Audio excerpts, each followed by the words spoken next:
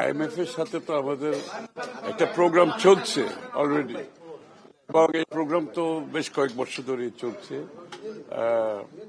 এবং এই প্রোগ্রাম অব্যাহত আছে। প্রোগ্রাম আছে, এটা আবার ফার্দার রিভিউতে যাবে, সেটা অসুবিধা নাই।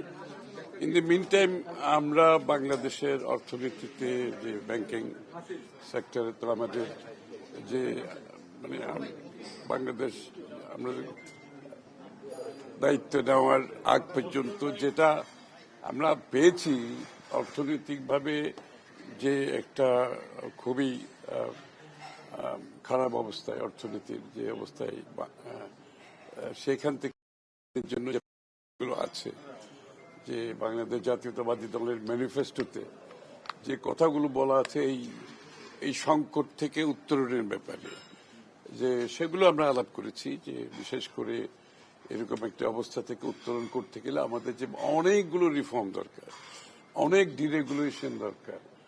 অর্থনৈতিক মানে ব্যাংকিং সেক্টর তো অত্যন্ত খুবই খারাপ অবস্থায় আছে, শেয়ার বাজার খুবই খারাপ অবস্থায় আছে, তারপরে ট্যাক্স জিডিপি অবস্থা খুবই কঠিন। তো এগুলো থেকে উত্তরণ করতে হলে আমাদের যে ইলেকশন ম্যানিফেস্টোতে আমরা যে কথাগুলো বলেছি, আমরা বলেছি এগুলো বাস্তবায়নের মাধ্যমে এটা সম্ভব, এবং এগুলো বাস্তবায়নের যে পদক্ষেপগুলো আমরা একটার পর একটা নিয়ে যাচ্ছি। ইতিমধ্যে আপনারা দেখেছেন অনেকগুলো সোশ্যাল সেক্টরে যেগুলো আমরা অলরেডি কাজ শুরু করে দিয়েছি, যে ফ্যামিলি কার্ড থেকে শুরু করে কৃষক কার্ড থেকে, কৃষকের ঋণ মৌকুফ থেকে শুরু করে এগুলো চলে গেছে। এখানে ওই কি বলে ডেভেলপমেন্ট প্রজেক্টগুলো যেগুলো আছে অনেকগুলো থমকে গেছে, কারণ ফাইন্যান্সিয়াল সমস্যার কারণে বিগত ইন্টারিম গভর্নমেন্টের সময়ও অনেক কিছু থমকে গেছে। এগুলোকে আবার রিভাইভ করতে হবে।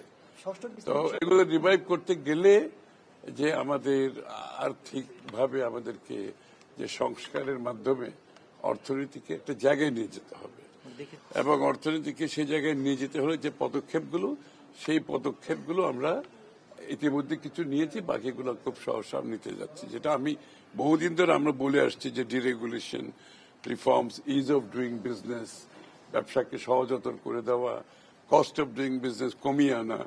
তো এই মেজারগুলো বিএনপির সরকার থেকে মাননীয় প্রধানমন্ত্রী ইতিমধ্যে উনি বলেছেন যে আর্থিক আমাদের ম্যানিফেস্টো বাস্তবায়নের জন্য যে পরিবর্তন দরকার, সেই পরিবর্তনগুলো ইনশাল্লাহ আমরা ইতিমধ্যে কিছু করেছি, বাকিগুলো খুব সহসাই আপনারা দেখতে পাবেন, বাজেটের মধ্যে এটার প্রতিফলন দেখতে পাবেন।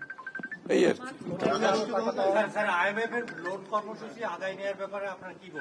হ্যাঁ, ওটা চলছে, সেটা আলাপ আলোচনা চলছে, এবং আইএমএফ এর যে রিকোয়ারমেন্ট এগুলো আমরা আলোচনা করেছি কতটুকু সম্ভব, এবং যেখানে বাংলাদেশের বর্তমান অর্থনৈতিক প্রেক্ষাপটে যেগুলো সম্ভব না, এগুলোকে আমরা ক্রমান্বয়ে করতে হবে, একসাথে সব করা যাবে না। কারণ অর্থনীতি যে জায়গায় দাঁড়িয়ে আছে সেখান থেকে উত্তরণ করতে হলে আমাদেরকে আমাদের মতো করে কিছু চিন্তা করতে হবে।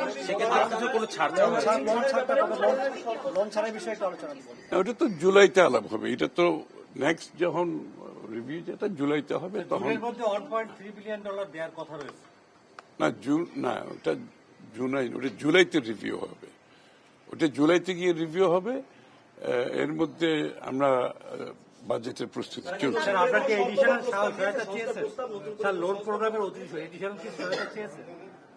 এই পর্যন্ত এগুলো আলোচনা হয় না, এগুলো আমরা তো ওয়াশিংটনে এপ্রিলে মিটিং আছে, স্প্রিং মিটিং আছে, সেখানে আলোচনা হবে